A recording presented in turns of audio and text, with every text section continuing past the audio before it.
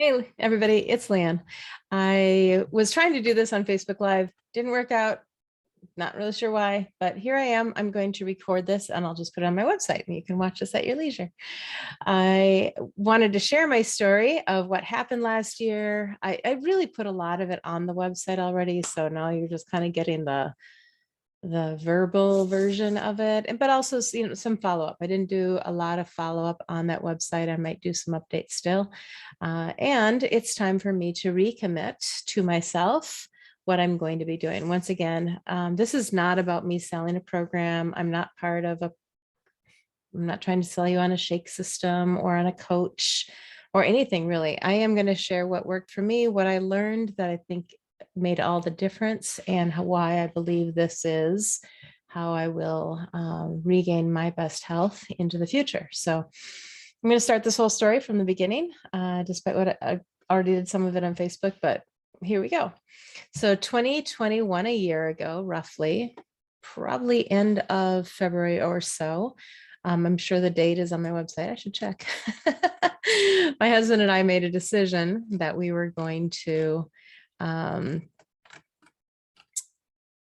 do some new things. Yeah, that we were going to try to get healthier.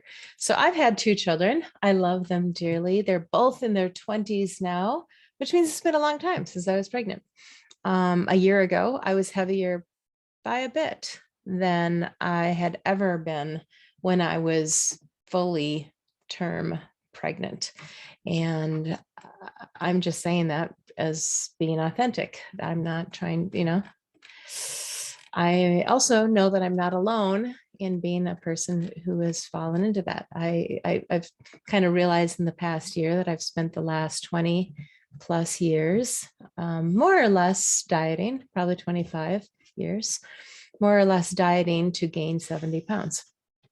There you go. Not proud of that. And that's why, again, last year we decided we needed to make a change because we're not getting younger. It's not going to get easier. And so we thought we'd start with something we knew, something that was familiar, which could have been, and maybe for you could be, a shake, a program, something to get you going, right? I don't think that there's anything wrong with having something to get you going. And I'm not going to tell you what to do or not do, but I'm going to tell you what I did, which was that oh, hey, I might have the book over here. We jumped into a book called the 10-Day Detox Sugar Detox Diet by Dr. Mark Hyman. It's on the website. You can find it. And actually, I'm going to share my screen. So, because this is really talking through this anyway. So here we go. This is the 10-Day Detox Diet. It's a blood sugar solution, he calls it. And we've done this before. We've done this program before. It's 10 days. You cut out all sugar. You cut out all forms of sugar like alcohol and breads and starches and sweeteners, and I'm trying to think of all the things, but you do cut out a lot of stuff. And the first few days you don't feel so good. It lasts for 10 days. So we started on a Friday because we're like, hey, so it says March 6th, we made the decision. I reread the book and got going. We ordered the supplies. I even say what I would do differently. I'm going to reread that. And we started on a Friday because Friday, Saturday, Sunday, when you begin a intense detox or a keto diet, they even talk about something called keto flu, where you don't feel so well for the first few days, and just mentally prepare for it. Maybe don't go out and run a marathon those days, like any of us is, right? So just be prepared for it. If you don't feel well, nurse yourself a little, drink more fluids. But it does say, go out, take a little bit of a walk and, follow the directions. The directions basically are to eat whole foods, nothing packaged. We might have broken it with some frozen broccoli instead of fresh broccoli, but you get the idea. You make it yourself. It takes a little bit of extra time, but we are empty nested. So we have the time. And quite frankly, just the two of us, we found it very easy to do this, easier than when we've done it in the past. we've done it as a whole family in the past. In fact, our kids also got great results when you cut out all the sugar. It's amazing what can happen in a few days or at the end. So Friday, Saturday, Sunday, actually I didn't feel too bad because I had kind of gradually decreased what the sugar is before I officially started. And then you have another week, Monday through Sunday. Again, that's the 10 days. So 3 days, 7 days, 10 days, 10-day detox diet. Well, that was great. I felt good. And I had gone down several pounds. I'm sure I listed it someplace here on this website. We followed all the steps. We did the exercise. We picked from the suggested meals and snacks. We took all the supplements that they recommended. And again, they do recommend supplements, but quite frankly, I was just at Costco yesterday and I picked up a cinnamon supplement, which is one of them that they recommend. And they have daily readings. We did that. We read it out loud. Really, the more you can engage in the 10 days, I think you will get better results. Every night you do a super hot detox bath with salts and baking soda and oils and all sorts of stuff. I think it was great. Things that we did that made it easier for us. I put it on this website. But then at the end of it, I was down about 10 pounds. There we go. So yay, down 10 pounds. But like I said here, I wondered if this was really sustainable because I didn't really want to eat keto for the rest of my life. I know there's people who do. They feel great, lots of energy and all the stuff. But for me, I want to occasionally have bread.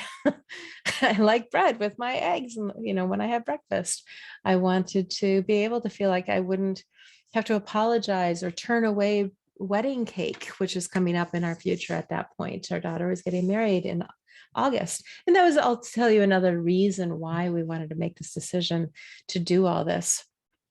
We had a wedding coming up. I knew that these pictures are going to last forever, and I wanted to be looking my best. So I'm going to switch off the share for a moment. I'm going to talk about that for a moment.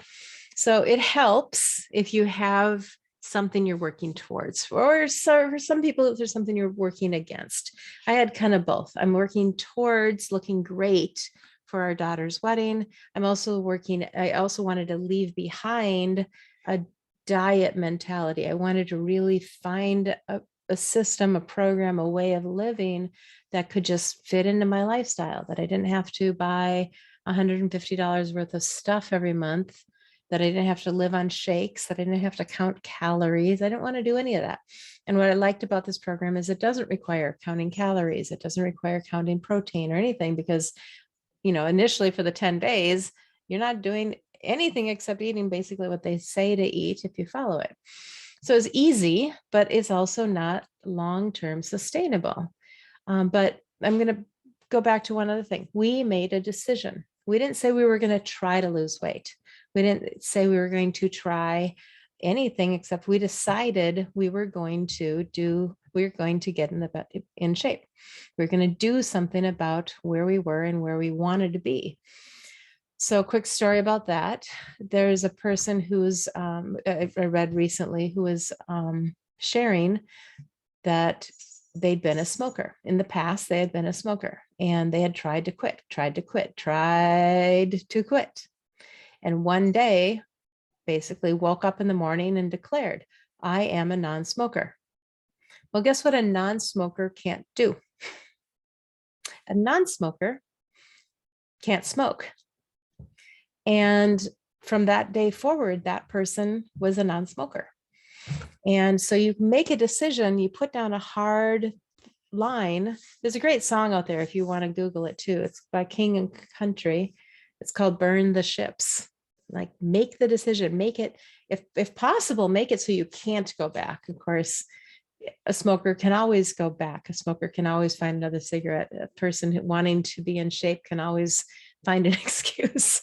There's always a birthday cake or a wedding cake in your future, right?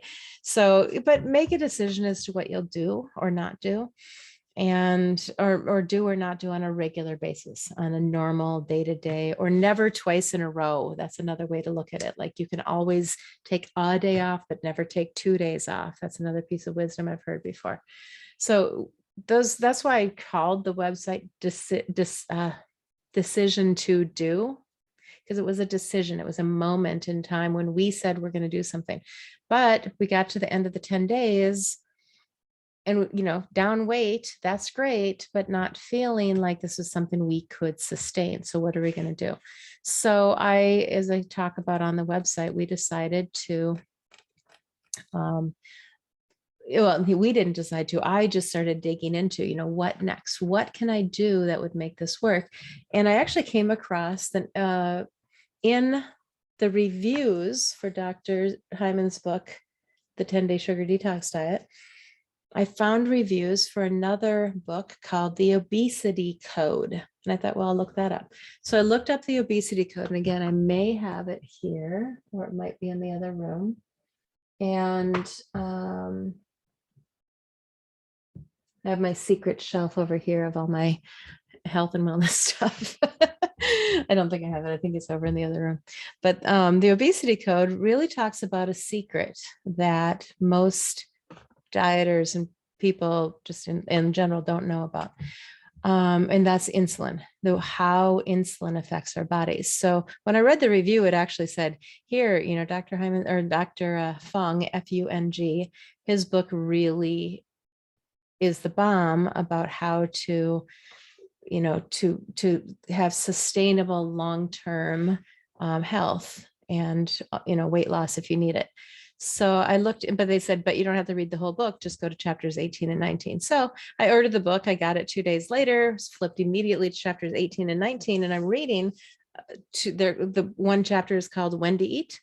And the second chapter is called What to Eat, or maybe flipped, maybe it's What to Eat, When to Eat.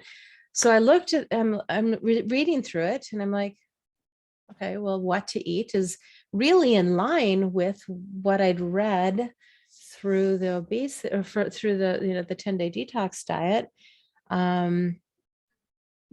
but not quite as restrictive. Like, of course, it's good not to drink heavily. Of course, it's good not to eat on have a bowl of chocolate sitting next to you all day. Of course, it's not great to go eating tons of sugary and starchy things and carby things. But some you can do. It doesn't have to be all or nothing. But so I'm like, okay, well, that makes sense. But the when to eat really caught my attention. It's actually, as things can be, our children teach us things, reminded me of something my daughter said she'd been doing, that she was stopping eating about 3 hours before she went to bed. And then she often wouldn't have her first meal the next day until, because she's not a breakfast person, she often wouldn't eat until 9 or 10 o'clock in the morning. So that could mean, her last meal's at 7 and her first meal's at 10. So let's say 12, 34, 15 hours of time in between. And that's kind of what this book was talking about, that there's a timing difference. If you have a longer delay between when you stop eating and when you start eating, what happens is he says, and again, this is my understanding of what a doctor's written in a book. I'm not trying to be a coach or I'm just sharing what I understand from this. When you have a longer period of time like that, it allows the insulin levels in your body to drop.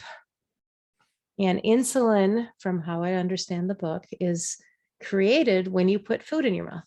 So you eat something, you stimulate insulin production, because insulin helps to get that food made into energy, and it becomes either I think it's glycogen or fat, one of the two.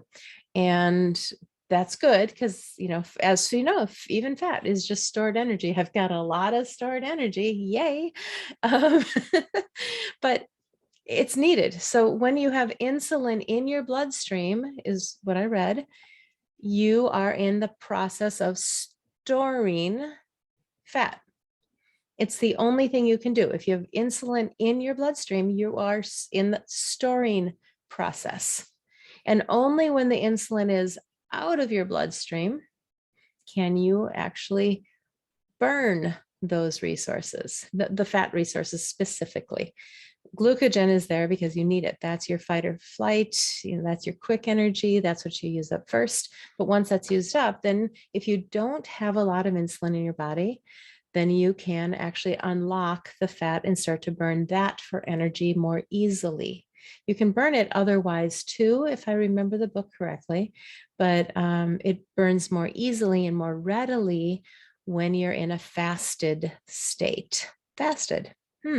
That's interesting. So I read the book more and I thought, well, I've fasted it before, but I always thought that was weird or hard. But there's a lot of cultures that do it regularly. There's Ramadan, if you've heard of that, where they fast during daylight for an entire month. They don't even have water during the daylight for an entire month. There's in my church, we're also tomorrow starting a 21 days of fasting. No, I'm not going to fast for 21 days, nor have I ever. But they're also talking about we can be other types of fasting from like sugar or but they also are saying, hey, look, consider if it's right for you to fast 1 day a week on Wednesdays where the whole church is doing it together. So there's a spiritual tradition behind fasting, biblical, Jewish also. And, so it's been around for a long time, but it turns out that there's a really good reason in your body for your body to take a break. We have break fast, breakfast, right? Breaking the fast. Fasting, before the agricultural times, we fasted a lot more because bread and things like that wasn't so readily available all the time necessarily. And so maybe you didn't eat 3 meals a day and didn't have the kind of abundance that we enjoy today. So there's all of this I was learning through this reading, and I decided, hey, let's give this a try. And so I did.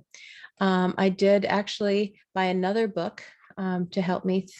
It was called Life in the Fasting Lane. And it's more of a storytelling book where it, again, explained fasting, a little bit more hardcore rules around fasting, like you can't have water with lemon in it. You can't have anything that, whatever.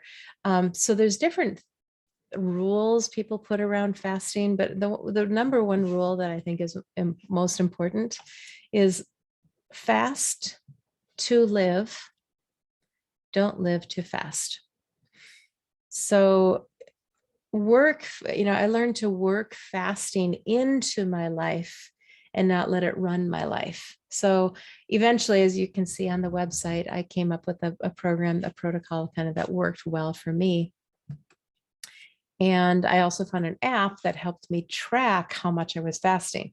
Now, I will say there's a Facebook group for the app, and I got involved with it somewhat, looking at things, reading things. And again, lots of people with lots of rules around fasting. And to some degree, I think that there's, good and bad around some of this. So at one point I decided, okay, fine, I'm going to not do anything but green tea, coffee, or water ever, and I'm going to fast this much and all that. And I did, but I wouldn't even flavor my water. And I got a little but I don't know that I noticed a huge difference between when I put flavor in my water and when I didn't. And now today, ironically, I went to, oh, by the way, these books are available at Half Price Bookstore. I actually took a picture. I was at Half Price Bookstore today. I'll show you the photo because it was funny, in my opinion. There was a book photo. Where is it? Right here. Let's see if I can get it to move. You're very patient watching this. I hope it's worth it. Here's the picture. And right there's the 10-day detox diet book I was referring to. And there's the obesity code. And they were set up for people to see. And then right above it, I saw that Dr. Jason Fung, the author of the 10-day detox or the obesity code, also had the comprehensive guide to fasting. And of course, I love Half Price Bookstore because it's half price. So I've been looking at this a little bit today and remembering that, again, there's lots of different people that have different thoughts on how you should fast. So I'm going to show my screen again. So the Obesity Code has ideas. Life in the Fasting Lane, I found to be a good book. There's another book that everybody was recommending on the Fastic app, which I was using. I don't remember the name of that book. Maybe I put it in here. That's the one that was a little bit more hardcore, like just do this, just this one thing. Where honestly, in the Comprehensive Guide to Fasting, Dr. Fung is a little more relaxed. He's like, hey, you know, don't be miserable. If having eating a couple nuts is going to help you stay on your fast, it's not going to dramatically like kick, you know, harm what your efforts are going towards. And so, yeah, eventually and really, you know, eventually I got onto a usual schedule where I would fast on Monday and Thursday. I would have 2 meals on, you know, fast until lunch and then no snacks, and then have a good dinner. So I had lunch and dinner on Tuesday, lunch and dinner on Wednesday, fast on Thursday, and then Friday, Saturday, Sunday, again, lunch and dinner, lunch and dinner, lunch and dinner. So what that allowed me to do is Friday, Saturday, I could go out with friends. Sunday, you know, it was just a really fulfilling thing. What you notice is that I never had breakfast. And quite honestly, that didn't bother me. Yeah, I get up and I would have coffee, don't get me wrong. And long ago, I decided that I never put stuff in coffee. I always drank black coffee. And, you know, for every 300 cups of coffee I have, it's black, probably 299 times. That was a decision I made years ago, that I wasn't going to add sugar and even milk calories into my beverages, because they can turn into a meal if you don't know that. You know, there's a lot of Starbucks out there that's 300, 400, 800 calories in a cup. And I can't even imagine how big I would be had I not gone to all black coffee years and years and years ago. So it's not a diet. I don't track calories. I do, you know, pay attention to what I'm eating. You're work fasting into your life, not your life into fasting. I answered some questions, you know, what is dirty fasting, different things like that on here. Quite frankly, I'm going to go back and reread everything I wrote last year. And the main thing is I am going to recommit. My daughter pointed this out earlier tonight. She's like, well, Mama, why are you going to restart? You know, why, you know, what caused you to quit?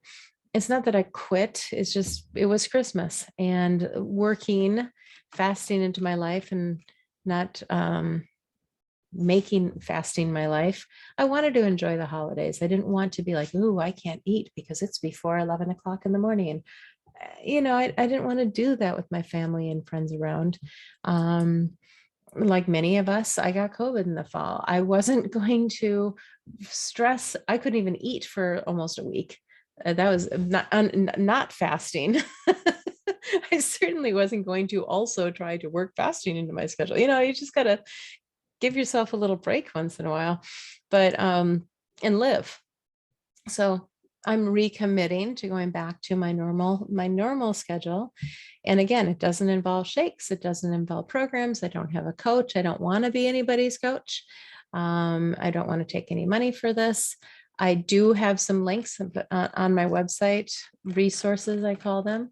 If you want a quick way to get to things, I have put links. I think I'll make like a nickel if you use any of these links. Probably never anything, but here's the books. Oh, the Feast, Fast, Repeat. That's the one that's really like, this is the only thing you can do. But it's a good book as well. So I've done a lot of research, a lot of reading about this, and you can buy them off here, but it's not required. I've shared a lot of the information you need to know. You can find a lot of the information just online. And again, there's some videos in here, top 3 tips for fasting, avoid loose skin. I did do one video on the front of the website, I think, about making celery juice. Somebody thought this was a juice fast. It's not, but I thought it was fun to make the video. I was breaking my fast with celery juice. I'm going to go back to that. Because I do think it's healthy. I had, like I said, stopped doing it for a while, and I'm just going to change it. So I hope that this has been worth your time hearing my story. Like I said, going to recommit to doing this. I intend to update the website, maybe add some more journal entries as I go along. If this is something you want to do with me, be part of it, like maybe we can form a support group, that would be great. But again, not looking to coach anybody. If you decide the 10-day detox isn't how you want to do it, and you've got this great program or product that you want to do for a detox, go do it. No judgment here. I choose not to. I don't want to spend, like I said, lots and lots of money on shakes and things like that. I'm just over it. I really want to do whole foods as much as possible. And I'm blessed to have some time and work from home. It makes a big difference. If you are working at a job and you're leaving the house with kids at 7 o'clock in the morning, making whole food shakes may not be the best choice for you, but you can still do something like this. I really believe it. But the biggest difference is the timing, not just what you eat. Those shakes and stuff can be incredibly fully healthful. I'm sure I've done them before. But, take a look at some of these books and what they say, and maybe just look at adjusting the time period between when you stop eating and when you start eating, and even extending some of that. The big thing is insulin and insulin resistance. And when you're 70, 80 pounds overweight, you're at risk. From what I hear, it's a big factor in people becoming type 2 diabetic. Never want to be there. I guess I'll conclude by saying that, by our daughter's wedding, I was down 35 pounds. Yay. And then I really enjoyed the wedding. I had cake. And then in the fall, we moved, and the stress of moving. And you can imagine, I could make up so many more excuses for why I would go and do other things. But I continued my, twice a week fasting all the way up until I got sick in November from COVID. So I really did maintain the fasting schedule, the eating well, and then in part because I didn't eat through COVID, but I was still 35 pounds down in December before the holidays. May have gained a little bit back, but that will come off fairly quickly as well. So now, I have the rest of it to go, and I intend to do that this year in 2022. I hope that this has been helpful. And if the website's helpful, certainly feel free to share it with other people that are looking for options. I'm